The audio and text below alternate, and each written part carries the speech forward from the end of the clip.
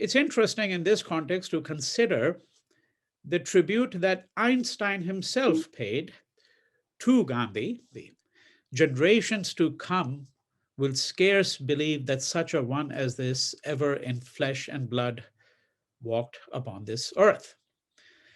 Now, in India, the designation of Mahatma was given to him by Rabindranath Tagore. Rabindranath Tagore was himself an extraordinarily interesting man, something of a sage and a great literary figure, the first Asian to win the Nobel Prize in Literature in 1913. And this is what Tagore himself had to say about Gandhi. He stopped at the threshold of the huts of the thousands of dispossessed, dressed like one of their own. He spoke to them in their own language. Here was living truth at last, and not only quotations from books.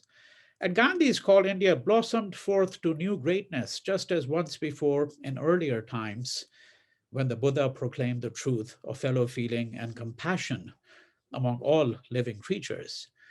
Now, I think it's an extraordinary tribute because in the long span of Indian history, Tagore goes back to the time of the Buddha, himself one of the greatest persons in history, right? To encourage people to think about Gandhi as someone who is in many ways an inheritor of the legacy of the Buddha. And here, this is a famous photograph of these two men, Gandhi on the right, Tagore on the left. As I said, Tagore himself with his white flowing beard, very much the sage. Now, in the West, Gandhi is known primarily as a political figure, as a person who was the author, the architect of the idea of non-violent resistance. But in India, his reputation exceeds that of someone who was the author of the idea of nonviolent resistance, even really the architect of the Indian independence movement.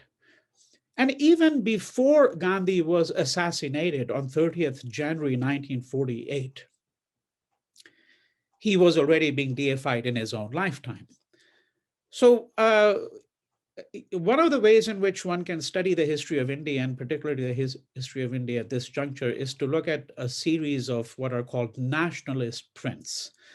So these are prints that were mass produced, and they begin to emerge around 1920, at the time when nationalism had become a potent force in India. The anti-colonial movement had become important. Gandhi is by far the dominant figure in many of these prints. There are prints about a great many other figures as well, but Gandhi is the one who featured most prominently in them. And in this print, you can't really see the caption very clearly at the bottom, but it says, "Our Savior." And it shows Gandhi here being raised to the heavens. You see the masses at his feet, the adoring masses, and then you see the angels at the top, the apsaras, as they're called in India, sort of raising him to heaven. And a yet more extraordinary print in many ways is this here. Many of you will be familiar with Pieta, Michelangelo's famous painting. Of course, there are a great many other renditions of it in Western art. And here what you see is the effortless ease with which the Indian artist took this image, right? So instead of having, of course, Jesus in the lap of Mary, what you have is Mohandas Gandhi, and here you can see the stigmata, the bullet wounds. So this is after his martyrdom, and here he is in the lap of the goddess, Mother India, right? And you see a map of India hovering in the background. And in this very simple print, what you see here is Gandhi in the close proximity to the Buddha and Jesus on the other hand, which suggests to us that in India, Gandhi was viewed not simply as a political figure or as even the architect of Indian independence struggle, but as a figure who was really akin to the founder almost of a religion. Of course, Gandhi is not the founder of a religion. And here we see one extraordinary conundrum, which is present throughout the life of Gandhi and would continue to be a source of discussion for commentators and biographers for many years, even after his death. And that conundrum was that, well, is Gandhi really a politician or is he a religious figure? Because people who were inclined to view him as a politician said, well, he's too saintly. There's too much of the religious idiom in his life. And those who were inclined to view him as akin to the founder of a religion said, well, he's a man too much of the material world. He works in politics, and politics is the life of the slum. You have to compromise. And so that's one of the ways in which we can set up some kind of understanding of how to think about Gandhi.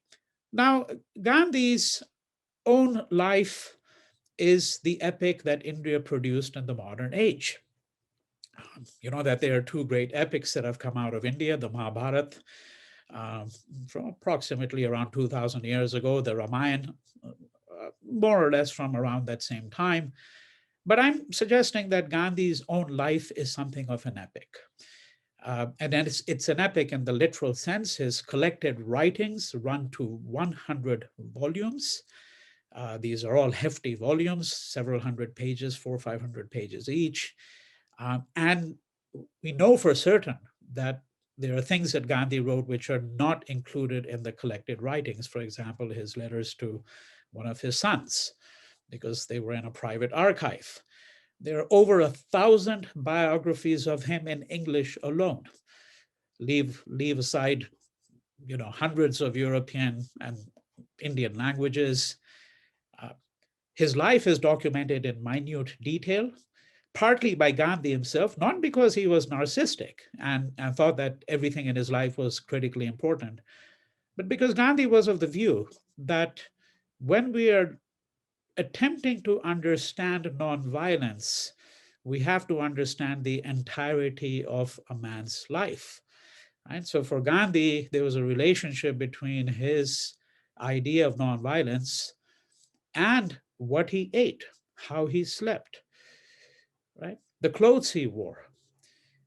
And I will try to give some insights into how one might think about some of these kinds of questions. Gandhi founded and edited 4 newspapers in his lifetime, so wrote thousands of editorials for these newspapers.